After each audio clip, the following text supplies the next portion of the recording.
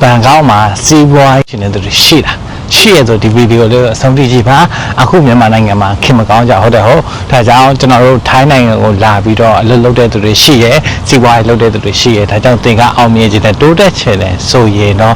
စီးပွားရေးကိုဘန်ကောက်မှာလာလုပ်ဖို့အကြံပေးခြင်းပါတယ်ဘာဖြစ်လို့လဲဆိုမြန်မာနိုင်ငံအခြေအနေလည်းသိတယ်ဟုတ်အခုလိုခေတ်ကြီးထဲမှာအခုလိုရောက်နေပြီဆိုတာနဲ့မဖြစ်သင့်ဘူးလေဟုတ်တယ်မလားဒါကြောင့်ကျွန်တော်တို့ခေတ်တွေပြောင်းလဲလာတာနဲ့အများကျွန်တော်တို့ထိုင်းနိုင်ငံမှာဘန်ကောက်မှာနေပြီးတော့စီးပွားရေးလုပ်ချင်တဲ့သူတွေအတွက်ကျွန်တော်ကအကြံပြုပြီးတော့ပြောပြသွားတာဖြစ်ပါတယ်ခေတ်ကိုကဟောဒီကထိုင်းနိုင်ငံမှာနေပြီးတော့ဘန်ကောက်မှာနေပြီးတော့စီးပွားရေးလုပ်ချင်တယ်ဆိုရင်တော့ကိုပိုင် brand တစ်ခုကိုတည်ဆောက်ပြီးတော့ကျွန်တော်တို့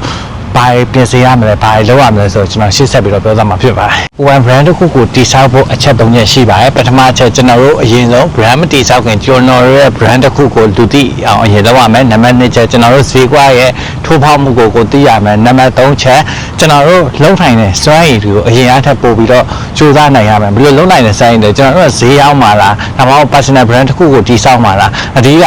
ဘယ်လိုပဲဖြစ်နေကျွန်တော်တို့စီးပွားရေးတစ်ခုလုပ်မယ်ဆိုရင်တော့ကျွန်တော်တို့အများကြီးစူးစမ်းဖို့လိုတယ်ဒီအတိုင်းသွားလို့မရအောင်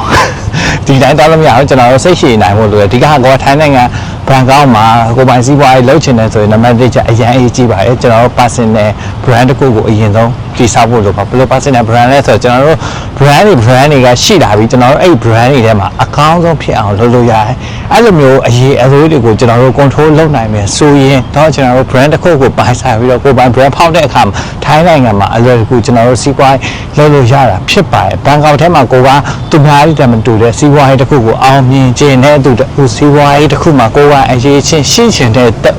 တူဖြစ်အောင်လို့ကျွန်တော်တို့အများကြီးကျွန်တော်တို့လှုပ်ဆိုင်နိုင်ပါတယ်ဒါကြောင့်နံပါတ်1အရေးကြီးတာ personal brand တစ်ခုကိုစူးစမ်းပြီးတော့တည်ဆောက်ပါဒါကြောင့်ကျွန်တော်တို့ပြောချင်တာကတော့ကျွန်တော်တို့ပထမတစ်ချက်ကျွန်တော် brand တည်ဆောက်ရမယ်နံပါတ်2ချက်လူသိများအောင်လုပ်ရမယ်နံပါတ်3ချက်ကျွန်တော်တို့ဈေးကွက်ကိုထိုးဖောက်နိုင်တဲ့စွမ်းရည်ရှိရမယ်အဲဆိုရင်တော့ကျွန်တော်တို့ကိုပိုင် brand တည်ဆောက်ဖို့တော့ကလုံးဝကမှလွယ်ကူ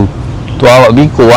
တိုးတက်ချင်တဲ့အောင်မြင်ချင်တဲ့ဆိုရင်တော့ကျွန်တော်တို့ဘန်ကောက်ထဲမှာလာပြီးတော့စီးပွားရေးလုပ်လို့ရပါအခုခေတ်အခြေအနေရတယ်တည်ရတိုင်းပဲမြန်မာနိုင်ငံမှာအခုချက်မကောင်းတော့စီးပွားရေးသမားတွေကအခုထိုင်းနိုင်ငံကိုလာပြီးတော့အလုပ်လုပ်တဲ့တွေကတော်တော်များနေပါပြီဒါကြောင့်ကိုကလည်းအဲ့လိုခေတ်နောက်မကြအောင်ကိုကလည်းစီးပွားရေးလုပ်ချင်တဲ့ဘန်ကောက်ထဲမှာ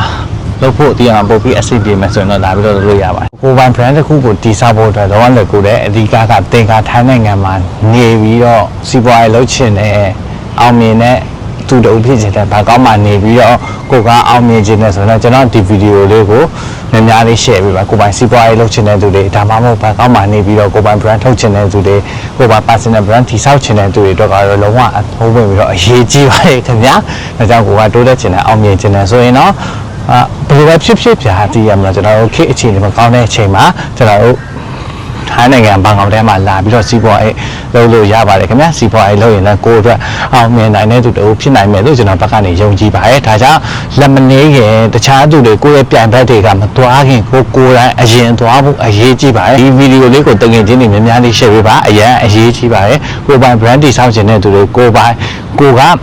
အောင်မြင်ခြင်းတဲ့သူတွေထိုင်းနိုင်ငံမှာဘန်ကောက်မှာလာပြီးတော့စီးပွားရေးကိုအောင်မြင်ခြင်းတဲ့ဆိုရင်တော့ဒီဗီဒီယိုလေးကို share သွားပါခင်ဗျာโอเคပါနောက်တဲ့ဗီဒီယိုလေးမှာထပ်တွေ့ပါမယ်စီးတဲ့ဗီဒီယိုဘိုင်